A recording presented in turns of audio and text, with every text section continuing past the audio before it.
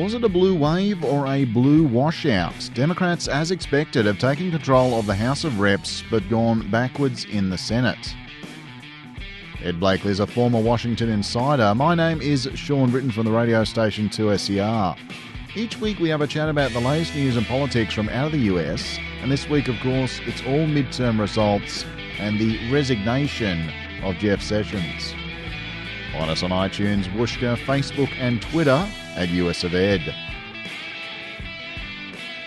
Ed, first thoughts on yesterday's results. Did we see the fabled blue wave happen? Yes, we saw the wave, but not a wave across the country. This was a suburban wave.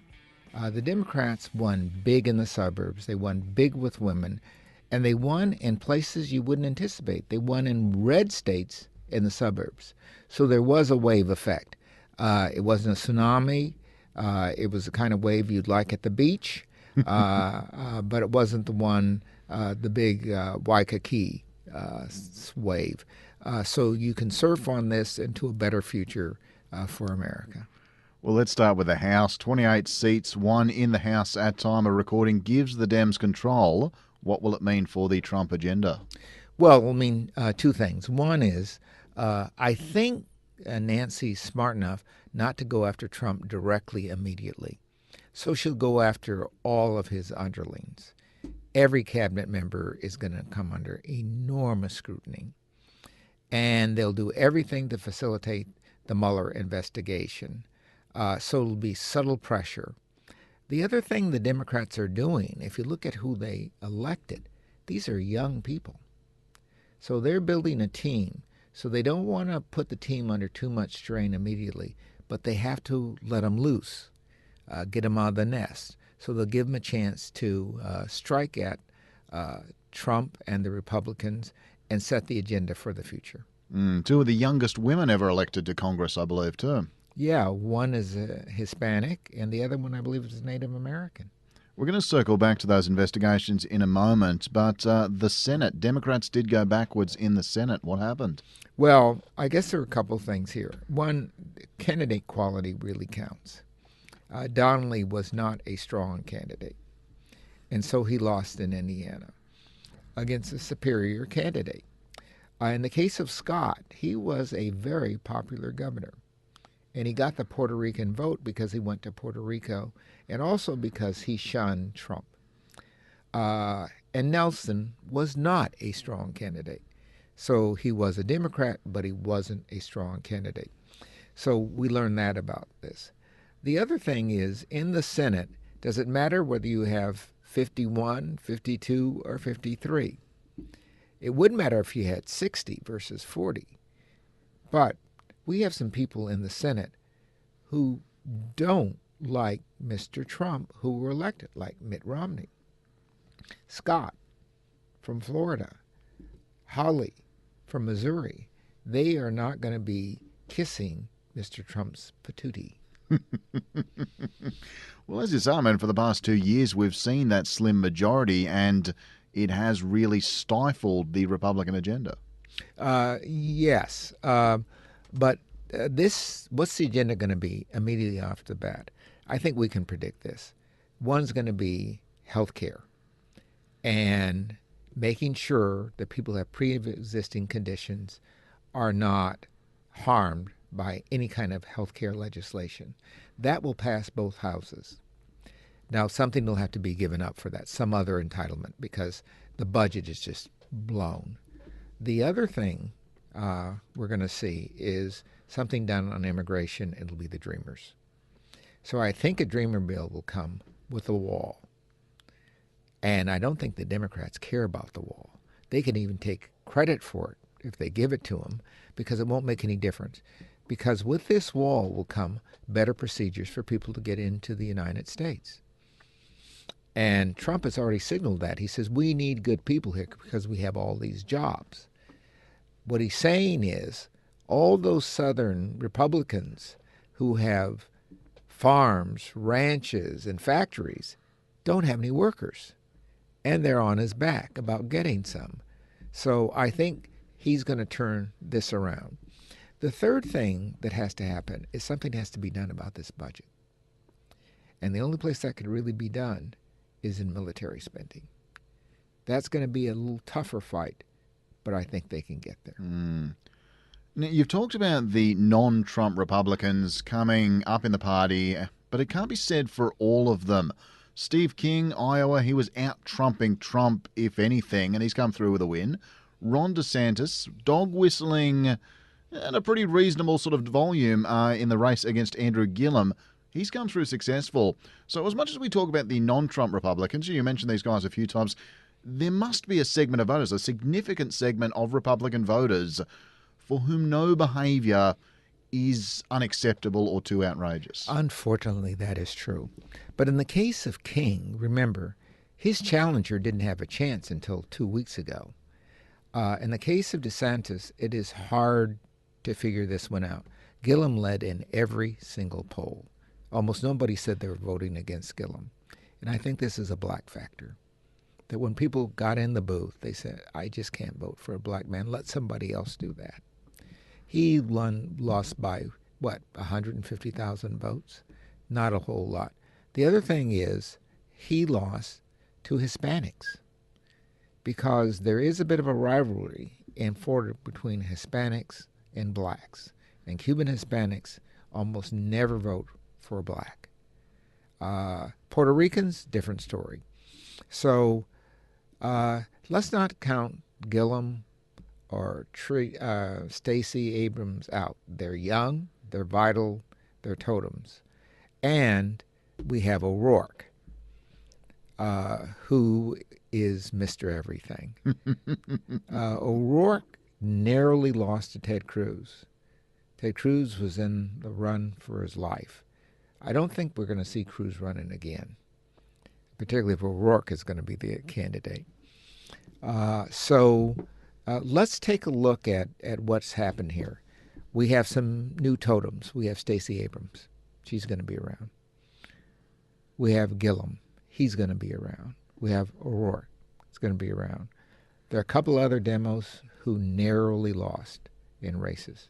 They're going to be around. And even in Arizona, if Sesima, I forget how we'll pronounce her name, Sesima, if she loses this election, there's still another election coming up to fill the seats vacated by McCain. So her signs are still fresh. And that election will come up probably within the year. So she's probably going to the U.S. Senate. In terms of some of the Democratic winners, we did see a really great night for women. We've seen 2 Muslim women elected into the Congress rather intriguingly. We've seen Anya Perezli becoming the first black woman to represent Massachusetts, Kansas Democrat Sharice Davids. And it's actually, and this is not just Democrats, but indeed there are some Republicans mixed in as well, over 100 women in Congress for the first time ever. Yes, and the Democrats had a great deal of that. The Republicans had some. The first governor of South Dakota, female governor. I don't think these females, this is just my view, will treat the job the same way as the Trump-loving males did, particularly on social policy.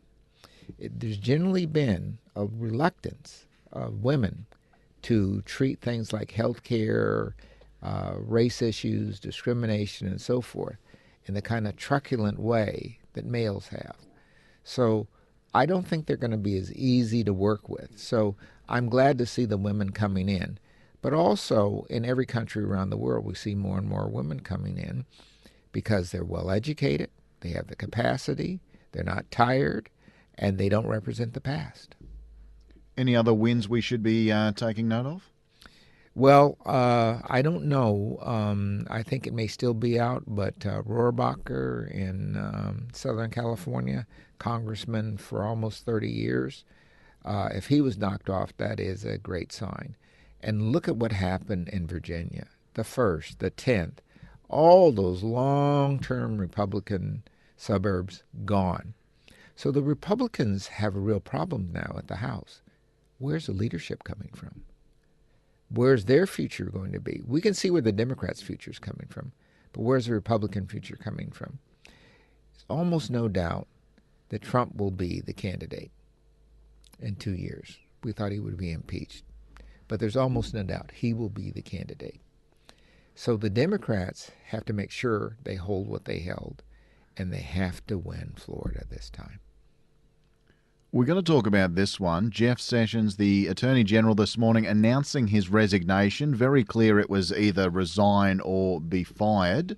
Ed, we knew this one was going to come to a head after midterms, but I got to say, I didn't expect it to happen while the voting booths were still warm, such as it were. Yeah, it came a little bit quick, but it was certainly telegraphed. And the president was mad, and he had to kick the cat. And Sessions is the cat. And he kicked Sessions. Let's see what happens. Sessions is the kind of guy who might get back at Trump. He has a lot of friends in the legislatures. He has a lot of friends in the South. Sessions could even come back in Alabama as a member of the Senate. So I don't think the name Sessions is going to go away. Sessions is not going to go and hide. Let's wait for Sessions' rebirth. Watch this space. Watch this space. Obvious question, but what's going to happen with the Russia investigation? What's likely in your view? I think that's going to come to a close. I think Mueller will wrap it up in the next month or two. The president will be an unindicted co-conspirator. He will go after young Trump and all these other people. And the president, given the fact that the House is what it is, and the Senate, he can't really depend on them. So if he wants to keep his job, he'll probably have to let those people swing. So that's the way I think it's going to go down. All the people who are in jail or pleaded are going to spend some time in jail. And this relatively expensive investigation will come to a close. What do we got from it? Well, we're closing the door on all this stuff on the internet. We're closing the door on a lot of infiltration stuff. And we're closing the door on a lot of the stuff the president's done with his own money, his own foundation and stuff like this. And we're probably crippling his income for a long time to come. In terms of who's going to take the job after Jeff Sessions, right now it is Matt Whitaker. He's made no secret of being a Trump loyalist. And I've got to imagine whoever the permanent replacement's going to be, the important part of the resume is not going to be the experience they have or their legal dedication. It's going to be personal loyalty to Trump. I think it's going to be Matt Whitaker for a long time. And the reason is Matt Whitaker is loyal. He's not much of a lawyer. And he will do what Trump asks him to do. So what we have to look at, what's going to happen to Rosenstein. I think he's on shaky ground now. But I could imagine Romney and others saying, don't go there. Leave this alone. But a deal's going to be struck where the president can stay in the job, but his wings will be clipped. Circling back to House Democrats and the investigations we were talking about a few minutes ago, having them in control will likely mean more investigations, more indictments of those surrounding Trump. The president has threatened to go to warlike footing with Dems if they bring more investigations to bear. Have we got the sort of friendly, let's all get along Trump up until this point? This is going to be played out in a slightly different way. The Dems are going to go after the targets that the American people. The American people want to know what his tax return's like. It doesn't matter whether Trump supporters or not. The American people, most of them want the Mueller investigation to conclude. The American people want health care and so on. And the American people are pretty tired and fed up with environmental secretaries and HUD secretaries and people like this who are incompetent. So the Democrats will probably go after low-hanging fruit. And the president will make a lot of noise. But that's only to his base. No one else will be listening. Now, there were a couple of predictions I wanted to look ahead for, given these results that we've seen in the midterms. And you did sort of settle one of these a moment ago, that in 2020 you believe Donald Trump will still be the presidential candidate put forward by the Republicans. I've got to say, regardless of impeachment, though, this let's say this press conference he's held after the results came through for midterms, where he's been on the attack against various reporters, he looks tired. He looks fed up. He looks like he is sick of this job, sick of this game. He may well be, but his pride will stand in the way, and he'll get on the golf course and so on. But what is his agenda? The wall? Does he have anything else? Taxes done. I think everyone who can keep breathing will stay on the Supreme Court. Sure, he'll have a lot of judges and people like that to make, but all of a sudden he's going to be facing members of Congress and the Senate who aren't going to go for anybody who's put up for a judge. The other thing he has to worry about is his own staff. I would anticipate more than 50% of those people are going to go, because they're not going to want to be hauled before Congress with subpoenas and have to hire lawyers. Sarah Huckabee might be one of the lead people gone. So that's going to make him even more tired. The fact that he's tired doesn't mean he won't run. He ran a hell of a race. Let's give him credit in that last 60 days. I didn't think he had it in him, but he did it. Can he do it again? Sure. But all of a sudden, the Democrats have Pennsylvania. The Democrats have Illinois. The Democrats have Wisconsin. The only place the Democrats don't have, well, they have in part, the governor of Ohio is a Republican, but the key senator is a Democrat. And if you look at the House elections, the Democrats won almost all of them in the cities. So they could easily get that. So even without Florida, if you get Ohio, and I've always said this, you have to have Ohio or Florida. If you get Ohio or Florida, you win. And you know who's going to run for president? Joe Biden. That's a face I'd love to see in the fight. And it'll either be O'Rourke or Kamala Harris. And just as a final point, any other lessons Democrats should take from the midterms for a better result in 2020? Well, I think they should keep bringing in people who look like the people who they're going to serve. Now, Amy McGrath lost in Kentucky, but she wasn't defeated. She was a great candidate. The governor lost in Florida, but he's a great candidate. So what they've done is found how to build quality candidates who are not too far to the left or too far to the right. So I think the big lesson is quality counts. The second thing is narrow your focus. They narrowed their focus on the House. It was not on the Senate. They knew it was treacherous to try to do that. And the third lesson I would say is don't fight Trump. Have an agenda. And if they have an agenda, they'll have a lot of victories. Ed and I'll be back next week to talk the latest in US news and politics. Subscribe on iTunes and Whooshkaa to stay up to date, and show us some love on Facebook and Twitter.